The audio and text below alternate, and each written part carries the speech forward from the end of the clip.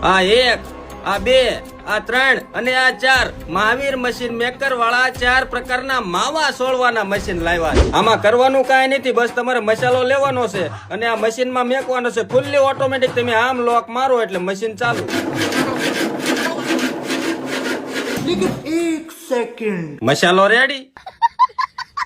વળી પાછા ઇલેક્ટ્રિક વાળા મશીન ફૂલ ઓટોમેટિક. તમારે એક હારે 4 માવા સોળવા હોય ને તો આ ગણતરીની સેકન્ડોમાં મસાલા સોળાને કમ્પ્લીટ થઈ જાય. લ્યો બોલો કેવું કહેવાય નહીં?